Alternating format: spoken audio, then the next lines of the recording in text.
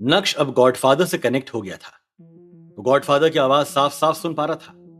Godfather को प्रणाम करने के बाद नक्श कुछ देर के लिए खामोश हो गया। शायद अब नक्श पहले गॉडफादर की आवाज सुनना चाहता था। कुछ देर की खामोशी के बाद दूसरी तरफ से गॉडफादर ने कहा, खुश रहो नक्श। गॉडफादर की आवाज सुनकर नक्श एकदम से इमोशनल हो गया। उसने गॉडफादर से कहा, मैं आपको बहुत मिस करता हूं गॉडफादर। गॉडफादर ने नक्श से कहा, नक्श, तुम भी जानते हो कि यह वक्त इमोशनल होने का नहीं है। तुम्हें अभी बहुत काम करना है। नक्श ने तुरंत कहा, जानता हूं गॉडफादर, इसलिए आपसे आशीर्वाद लेने के लिए आया हूं। दूसरी तरफ से गॉडफादर ने कहा, मेरा आशीर्वाद हमेशा से तुम्हारे साथ है। नक्श ने गहरी सांस ली और गॉडफादर से बोला, ये ब्लैक फाउंडेशन वाले लोग हैं जो मेरा पीछा करते हुए यहां तक पहुंच गए हैं। मुझे इन्हें कैसे भी हराना है गॉडफादर, इसलिए आप प्लीज मुझे आशीर्वाद दीजिए कि मैं इन लोगों को हरा सकूं।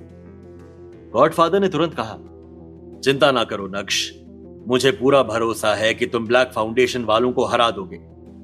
उस बॉस के बच्चे को भयंकर से भयंकर सजा देना।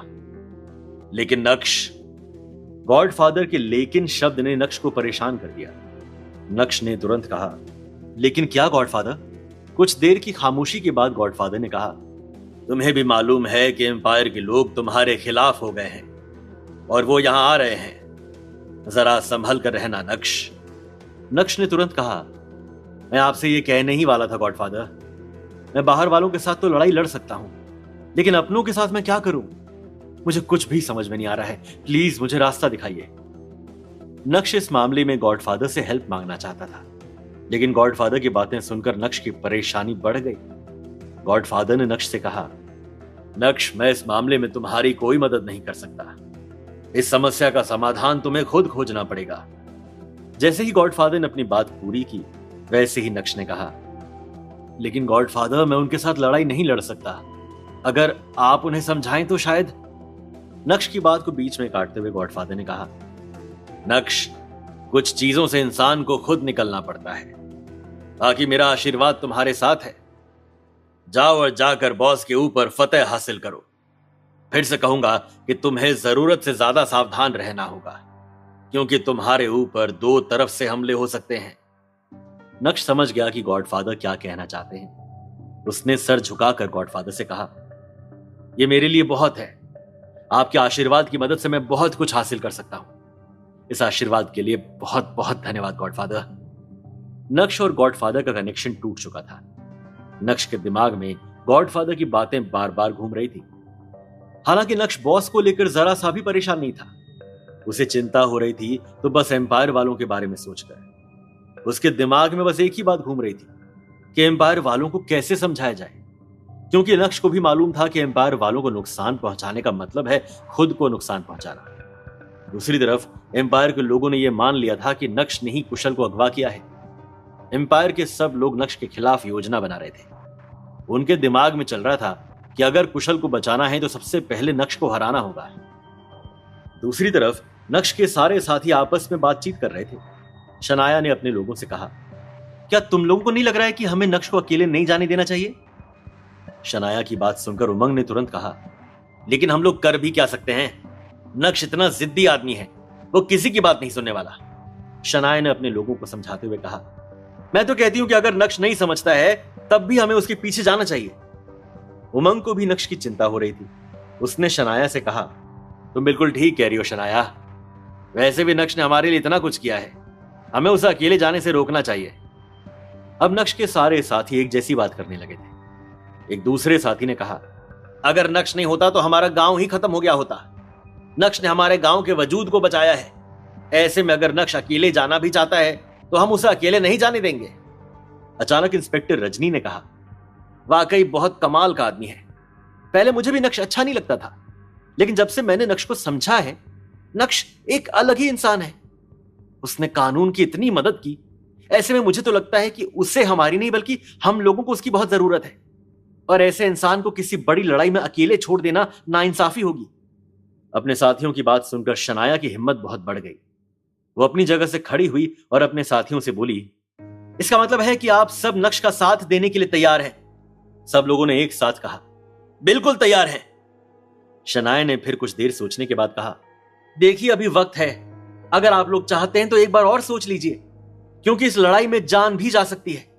हालांकि मैं अपनी जान की बाजी लगाने के लिए तैयार हूं। जैसे ही शनाया की बात खत्म हुई, वैसे ही दूसरी तरफ से एक लड़की की आवाज आई, लक्ष्य के लिए हम सब जान की बाजी लगाने के लिए तैयार हैं। शनाया समझ गई कि यह आवाज हिमांशी की है। सबने पलट कर देखा तो दरवाजे पर हिमांशी खड़ी थी। हिमांशी ने शनाया से कहा, सब लोग लक्ष्य के लिए इतना कुछ करना चाहते हैं, मेरे बिना? शनाया ने हिमांशी को गले से लगाते हुए कहा, अरे यार, हम ऐसा सोच भी नहीं सकते। तुम इस टीम की महत्वपूर्ण अंग हो। बस हम तुम्हें डिस्टर्ब करना नहीं चाहते थे। हमें मालूम था कि तुम किसी जरूरी काम से बाहर गई हो। हिमांशी ने मुस्कुराते हुए कहा, दोस्तों से जरूरी कुछ भी नहीं है, यह तुम्हें भी मालूम है। चलो, नक्श ने हमारे लिए जितना कुछ किया है उसके बदले में थोड़ा सा करने का समय आ गया है। सब लोग हिमांशी की बातों से सहमत हुए। उमंग ने शनाया से कहा, अगर तुम कहो तो मैं राजा बीकानेरी से भी बात कर लेता हूं। बात जब नक्श के लिए कुछ करने की है तो उसके सारे साथियों को यह मौका दिया जाए, और सबके आ जाने से नक्श की मजबूती और भी बढ़ जाएगी। शनाया को उमंग की बातें अच्छी लगी। उसने तुरंत कहा, बिल्कुल ठीक कह रहे हो तुम। राजा बीकानेरी को फोन कर लो और उसे इसी वक्त यहां आने के लिए बोलो। उसके बाद शनाया ने अपने बाकी साथियों से कहा, और आप लोग जितनी जल्दी हो सके अपने सारे हथियार लेकर पहुंच जाइए। हालांकि शनाया नहीं चाहती थी कि इंस्पेक्टर रजनी कानून के दायरे से बाहर निकलकर ऐसा कुछ करे जिससे उसकी नौकरी मुश्किल में पड़ जाए। उसने इंस्पेक्टर रजनी से कहा, इंस्पेक्टर रजनी, मैं आपसे सिर्फ इतना ही कहूंगी कि आप प्लीज अपनी सहूलियत देख लीजिएगा। ऐसा ना हो कि आपकी नौकरी खतरे में पड़ जाए। इंस्पेक्टर रजनी ने मुस्कुराते हुए कहा, नक्श जिससे लड़ने के लिए जा रहा है वो देश का दुश्मन है, कानून का दुश्मन है। उससे लड़ना मेरा फर्ज है। और रही बात नौकरी की, तो उसके बारे में बाद में सोच लेंगे। अगले कुछ देर में सब लोग वहां पर हथियार लेकर पहुंच गए। एक दूसरे को देखकर सब लोग खुश हो रहे थे। शनाया ने मुस्कुराते हुए कहा, शायद वक्त ने हमें पहली बार ऐसा मौका दिया है जब हम नक्श के लिए कुछ कर सकते हैं। सच में मुझे बहुत खुशी हो रही है। और तुम लोगों को क्या लगा था कि तुम लोग हमारे बिना चले जाओगे? अचानक दरवाजे से कुछ लोग अंदर आ गए। शनाया ने जैसे ही सामने देखा, आईएसए के लोग दरवाजे से अंदर आ रहे थे। अब तो शनाया को भी महसूस होने लगा कि वह आईएसए वालों को भूल ही गई थी। उसने आईएसए ऑफिसर से कहा, ऐसी बात नहीं है सर, बस जल्दी जल्दी में ध्यान नहीं रहा। आईएसए ऑफिसर ने हंसते हुए कहा, कोई बात नहीं, मैं समझ सकता हूं। हालांकि सम्राट साहब ने हम लोगों को सब कुछ बता दिया था। इस लड़ाई में हम लोग भी तुम्हारे साथ हैं। शनाया समझ गई कि इन लोगों को यहां पर सम्राट ने बुलाया है। शनाया ने सम्राट की तरफ देखा। सम्राट के चेहरे पर एक प्यारी सी मुस्कान थी। सब लोग अब लड़ाई पर जाने के लिए तैयार थे। शनाया सम्राट के पास गई। उसने सम्राट के पैर छुए और फिर बड़े ही प्यार से बोली, पापा, आप भी जानते हैं कि नक्श ने हमारे लिए कितना कुछ किया है। वक्त आ गया है कि हमें उसके लिए कुछ करना चाहिए। पापा, इसमें मेरी जान भी जा सकती है। अगर सच में मुझे कुछ हो गया तो आप मलाल मत करना। शनाया की बात सुनकर सम्राट इमोशनल होने की बजाय अपनी मूंछों पर ताव देते हुए बोला, मुझे तुम्हारे ऊपर प्राउड है। इस लड़ाई में नक्श का मरते दम तक साथ देना है। हम इस लड़ाई को जरूर जीतेंगे। दूसरी तरफ गॉडफादर से बात करने के बाद नक्श वापस अनिका के पास आया। उसने अनिका को पूरी बात बताई। सब कुछ सुनने के बाद अनिका ने नक्श से कहा, लेकिन गॉडफादर को तुम्हारी हेल्प करनी चाहिए थी। उन्हें भी मालूम है कि तुम्हारे लिए एम्पायर के खिलाफ लड़ना बहुत मुश्किल है। नक्श ने बेहद गंभीरता से कहा, अनिका, तुम्हें इस तरह से नहीं सोचना चाहिए। अगर गॉडफादर ने मेरी मदद नहीं की है तो जरूर इसमें भी कोई रहस्य होगा। वैसे भी मैं सब कुछ हैंडल कर लूंगा। अनिका को नक्श की बहुत चिंता हो रही थी। उसने नक्श से कहा, नक्श, तुम्हें क्या लगता है कि तुम्हें अकेले जाना चाहिए? नक्श ने मुस्कुराते हुए कहा, इस टॉपिक पर हमारी बात हो चुकी है अनिका। मैं चाहता हूं कि तुम मुझे एक बहादुर बीवी की तरह लड़ाई पर भेजो। मैं तुम्हारा ये डरता हुआ चेहरा देखकर लड़ने नहीं जा सकता। अनिका को भी नक्श की बात समझ में आ गई। उसने मुस्कुराते हुए कहा, एक योद्धा की बीवी होना थोड़ा मुश्किल तो है, लेकिन प्राउड वाली बात है। नक्श, मुझे मालूम है कि तुम इस लड़ाई को जीत कर ही आओगे। जाओ और जाकर बॉस को बता दो कि उसने किससे पंगा लिया है। उसे ऐसी खतरनाक मौत देना कि कोई और तुमसे उलझने से पहले 100 बार सोचे। अनिका की बात सुनकर नक्श मुस्कुराने लगा। उसने मुस्कुराते हुए कहा, यह हुई ना मेरी बीवी वाली बात।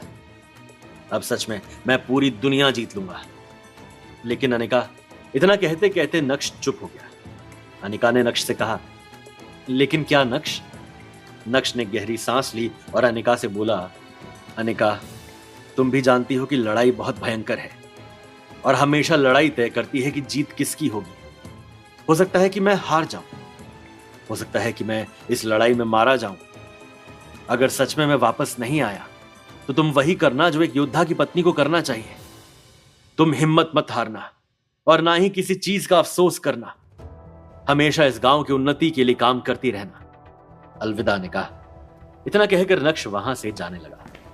नक्श को लग रहा था कि उसकी बात सुनकर शायद अनिका फिर से इमोशनल हो जाएगी, लेकिन ऐसा कुछ नहीं हुआ। अनिका ने नक्श का हाथ पकड़ लिया और बड़े ही प्राउड से बोली, नक्श, मैं जानती हूं कि लड़ाई बहुत भयंकर है, लेकिन मुझे इस बात का पूरा भरोसा है कि इस लड़ाई में जीत तुम्हारी होगी। मैं तुम्हारा इंतजार करूंगी नक्श। इतना कहने के बाद अनिका ने नक्श का हाथ छोड़ दिया। नक्श पलटकर अनिका का चेहरा नहीं देखना चाहता था। शायद ऐसा करने से वो कमजोर हो जाता। नक्श वहां से चला गया। नक्श के वहां से जाने के बाद चित्रा अनिका के पास आई। चित्रा की आंखों में आंसू थे। अपनी मां को इस तरह से रोते हुए देखकर अनिका ने तुरंत कहा, मां, आप रो क्यों रही हैं? क्या आपको भी लगता है कि नक्श इस लड़ाई में हार जाएगा?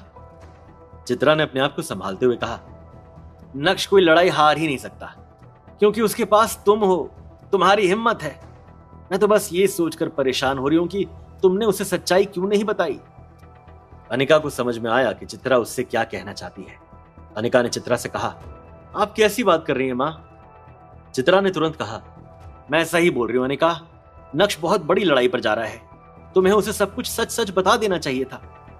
अनिका कुछ देर के लिए खामोश हो गई और फिर अपनी मां से बोली, मां, मुझे मालूम है कि नक्श बहुत बड़ी लड़ाई पर जा रहा है, इसलिए मैंने उसे कुछ नहीं बताया, क्योंकि मैं नहीं चाहती कि नक्श मेरी वजह से कमजोर हो जाए।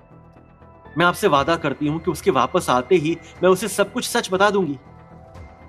लेकिन अनिका, चित्रा कुछ कहना चाहती थी, लेकिन अनिका ने उसकी बातों को बीच में काटते हुए कहा, मां, आप इतना मत सोचिए। फिलहाल भगवान से मेरे नक्श के लिए प्रार्थना करिए। चित्रा खामोश हो गई। क्या नक्श अपने साथियों को लेकर लड़ाई पर जाएगा? क्या नक्श कुशल को आजाद कराने में कामयाब हो पाएगा? नक्श एम्पायर को कैसे मैनेज करेगा? अनिका ने नक्श से कौन सा सच छुपाया था? इन तमाम सवालों के जवाब जानने के लिए सुनते